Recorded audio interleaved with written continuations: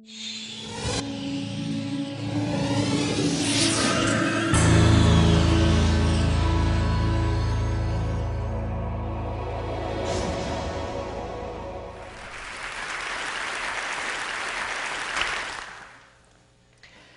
want to discuss with you this afternoon why you're going to fail to have a great career.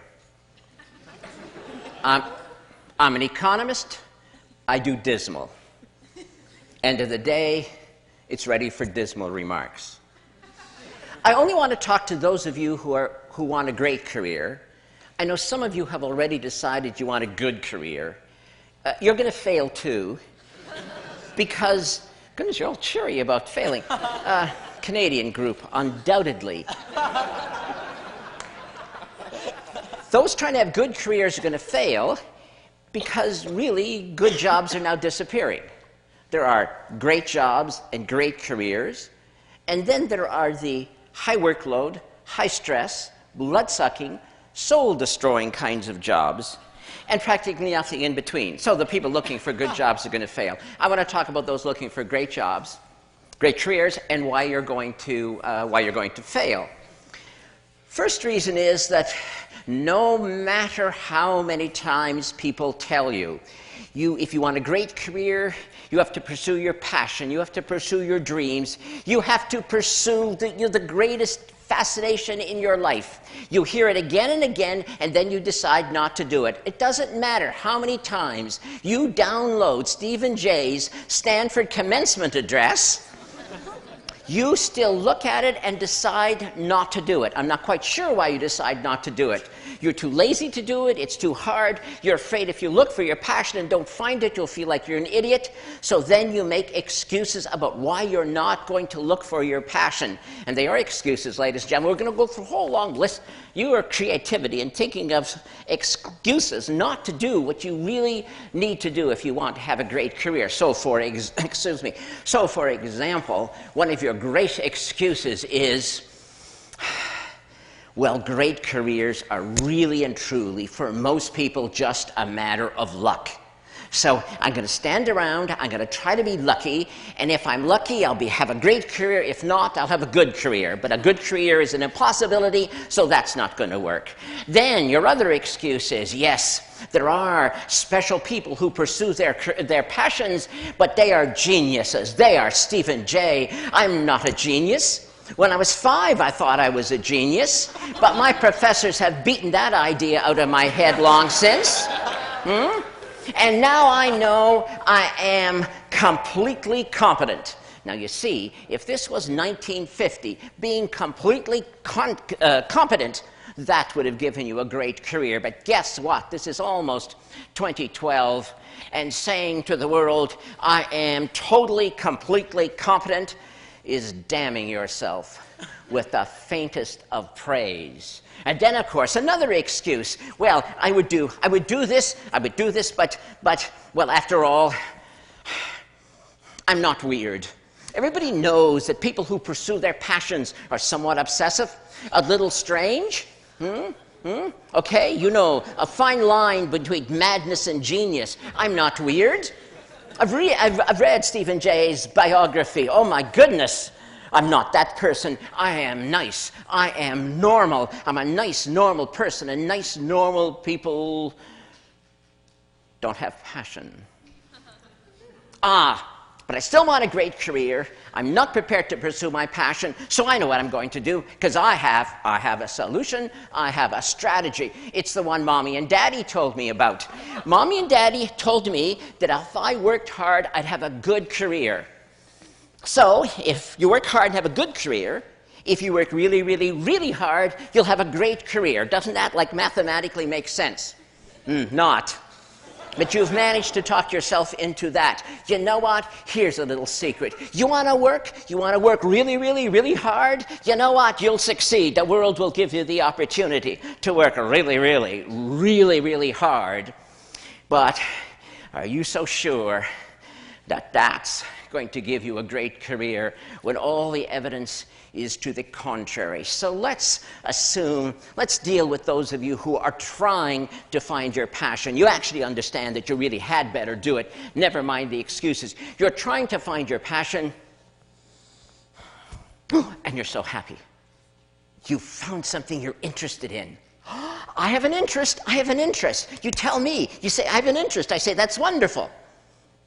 And what are you trying to tell me? Well, I have an interest. I say, do you have a passion? I have an interest, you say. Your interest is compared to what? Well, I'm interested in this. And what about the rest of humanity's activities? I'm not interested in them. You've looked at them all, have you? No, not exactly. Passion is your greatest love. Passion is the thing that will help you create the highest expression of your talent. Passion, interest, it's not the same thing. Are you really going to go to your sweetie and say, marry me? You are interesting. Won't happen.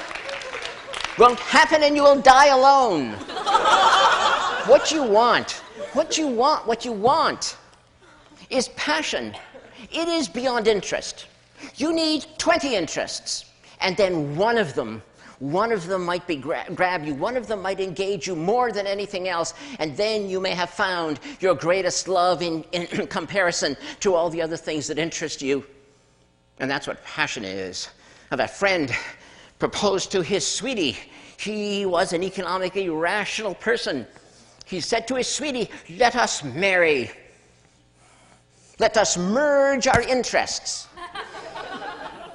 Yes, he did. I love you truly, he said. I love you deeply.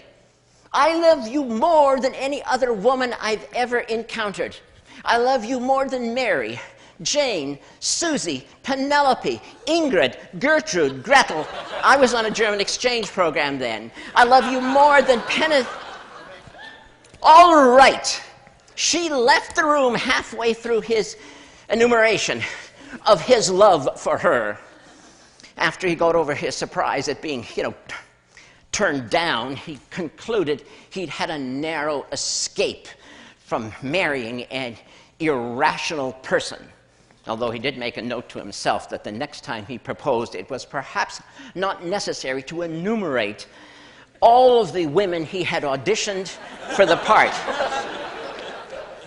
But the point stands. You must look for alternatives so that you find your destiny. Or are you afraid of the word destiny? Does the word destiny scare you? That's what we're talking about. And if you don't find the highest expression of your talent, if you settle for interesting, what the hell ever that means, do you know what will happen at the end of your long life? Your friends and family will be gathered in the cemetery, and there, beside your grave site, will be a tombstone, and inscribed on that tombstone it will say, here lies a distinguished engineer who invented Velcro.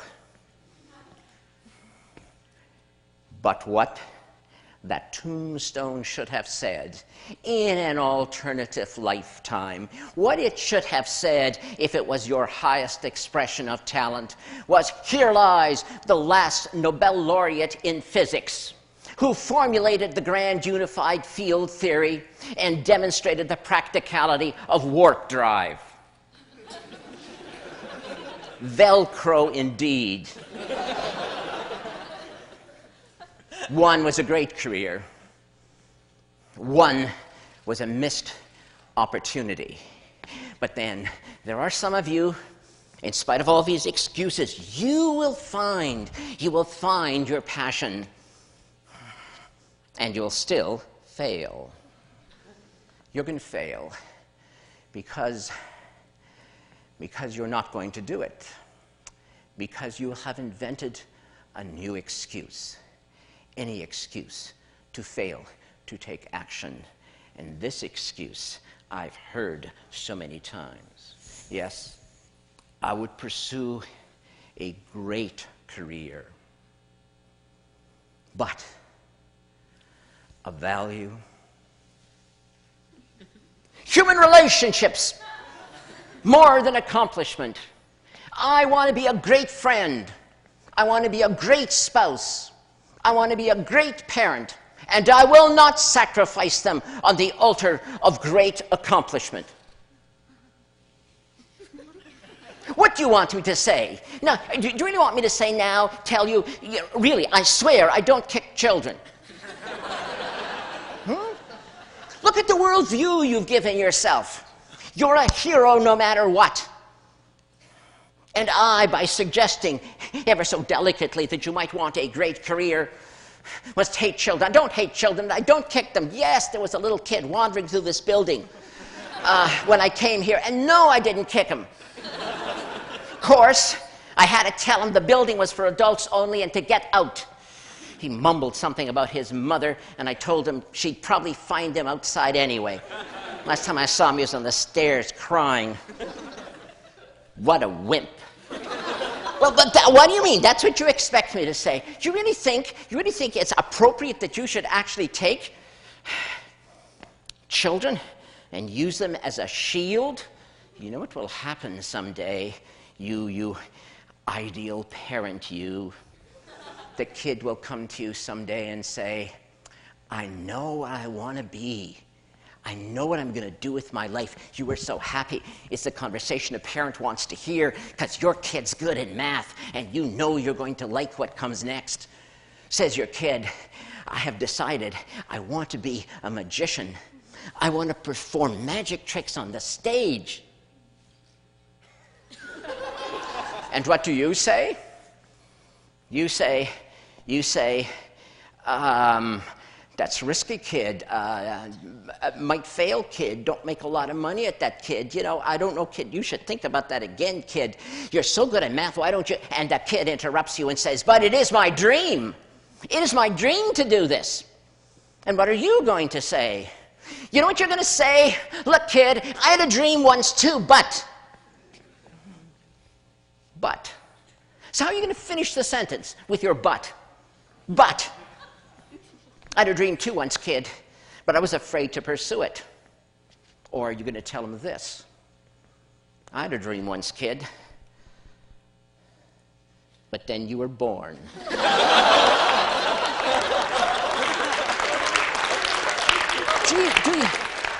Do you really want to use your family? Do you really ever want to look at your spouse and your kid and see your jailers?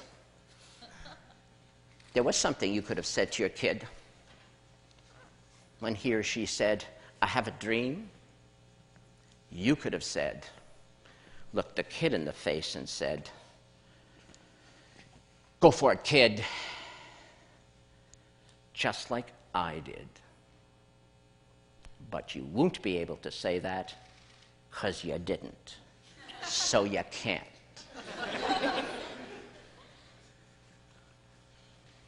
And so the sins of the parents are visited on the poor children. Why will you seek refuge in human relationships as your excuse not to find and pursue your passion? You know why. In your heart of hearts, you know why, and I'm being deadly serious. You know why you would get all warm and fuzzy and wrap yourself up in human relationships. It is because you are. You know what you are. You are afraid to pursue your passion. You're afraid to look ridiculous. You're afraid to try. You're afraid you may fail. Great friend. Great spouse, great parent, great career. Is that not a package?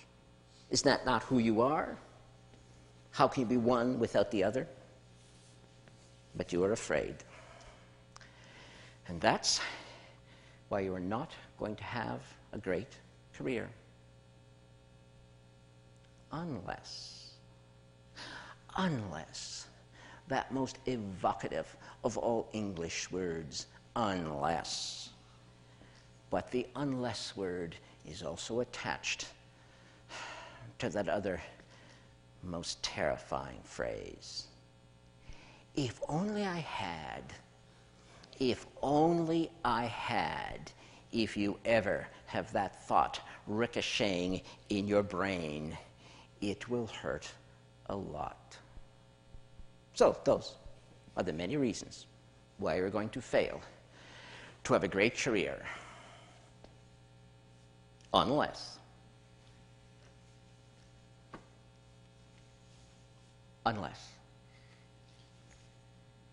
thank you.